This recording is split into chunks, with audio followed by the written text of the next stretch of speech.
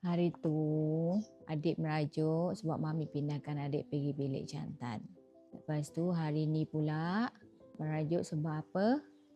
Sebab semalam adik dekat cake show Usha awet kan. Tak payah nak merajuk-merajuk lah. Kita pergi cake show untuk bertanding, bukan untuk Usha awet. Adik Usha siapa semalam? Mari tengok gambar. Ye ni ke pilihan adik? Ya Allah adik. Pilihan adik yang tu tak setaraf dengan adik. Hantaran dia mesti tinggi tu tau. Sebab dia dah ada KCH, JCH, JW, jangan-jangan NW juga.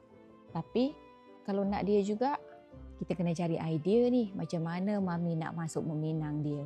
Mami risau nanti bapak dia cakap apa kelayakan yang Ipan ada. Macam mana? Kalau mami cakap adik famous je, itu tak menjanjikan apa-apa dek.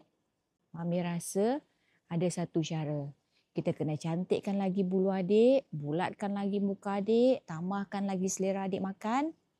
Nak dengan VCO ni, okey? Mana tahu kan? Nak, mami bagi makan VCO. VCO ni untuk lebatkan bulu adik lagi, cantikkan bulu, tambah selera makan.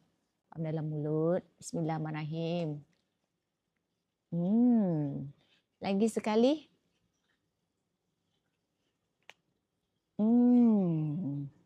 InsyaAllah, bila dah makan ni nanti, adik bertambah lagi handsome. Dah, tak payah merajuk-merajuk dah, okey?